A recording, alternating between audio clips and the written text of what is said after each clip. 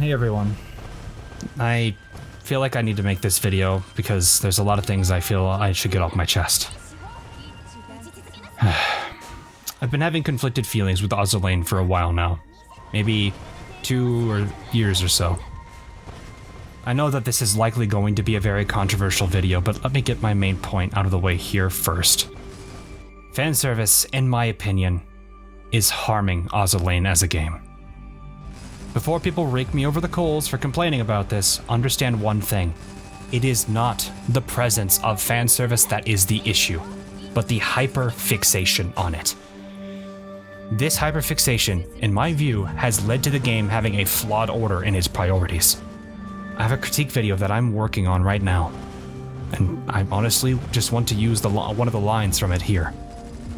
Azur Lane is not a game with a microtransaction skin store attached to it, but instead it is a microtransaction skin store with a game attached to it. Fan service can get people into the door of a store, but it's the game that keeps them there. There are so many glaring issues with this game, and many of which I feel dramatically hurt the game's experience and people's interest in it. But I feel they won't get addressed because the skins make the money. These will just continue to be points of friction for players both new and old to Azur Lane. I've made a small summary of some of the improvements I'd like to see for Azur Lane, and I'll link that in the description below. One of the said improvements I actually made back then was actually in the game now, but it's not perfect. However, I still worry that the rest of these suggestions will never see the light of day. Azur Lane means a lot to me. It really does. Not just as a content creator, but as a player of it myself. I cannot help but feel abandoned by the game I spent 7 years being a part of. I can imagine that many in Azur Lane's core audience also have this sense of being left behind in catering to this overt fan service. Many of us like fan service, but we're not the type that want it in our faces 24/7. There are a lot of content creators that have negative views of this direction, but don't want to talk. When I say content creators, I mean YouTubers, streamers, artists, and other major contributors to the Azur Lane's community.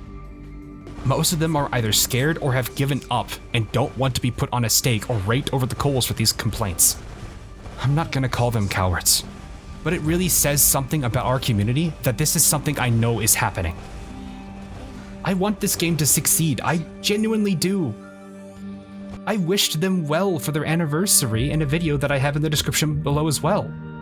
While I can see that it's doing fine financially, I feel this game has lost so much of its identity chasing this financial success. One such aspect is that the historical context no longer feels present. Characters used to have references to their actual ship counterparts, be it their dialogue lines, their design, or even their own personalities. Now it just feels as if it's no longer a consideration for their characters, or at least not as much of one as it used to be. Now, I can excuse paper ships in order to fill out factions like the Iron Blood and many of the other European-based factions. That's okay, I get that. But there are so many things that have been thrown out over this, and it annoys me. Another aspect that I feel has been lost is that Azur Lane at one point knew how to strike a balance between what is classy and cute with fan service. I think a good example of this is this Bremerton skin right here. They aren't overt on fan service and actually leave things to the imagination. There's a reason why I could say that fan service is one of those things where sometimes less is more can apply. It feels as if this balance was lost in the last few years, making me believe that designs like Fritz Rume's were just rare flukes. Nowadays we have skins that are so overt in fan service that things like Zara's poolside coincidence and the animations from it are the norm when it was the shocking highlight back when it was released in 2019.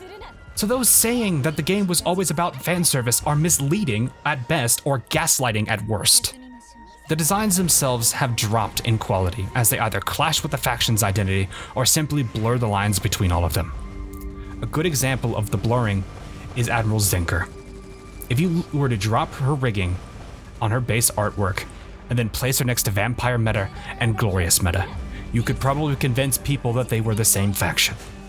The designs themselves feel a lot less military-esque and more like fantasy girls with guns. And then you have factions like the Iris Orthodoxy being centered around things like faith, religion, and beliefs, and their new additions now feel like prostitutes than people of faith. The same could be said about shipgirls nowadays in the Royal Navy, a faction that was built up as one of elegance, regality, and being proper. Now look at them. And don't get me started on some of the skins for long-existing ships like Belfast and Illustrious. Fan service is fine, but please, make it make sense. Nowadays, I see shipgirls getting unwarranted chest size increases, or I see them having their personalities ignored to fit into a skin. And every base artwork for new shipgirls feels like they just want to take more and more clothing off of the character. Fan service for the sake of fan service is tasteless slop. This is not what I want Azur Lane to be, and it's making it into something that I no longer recognize anymore.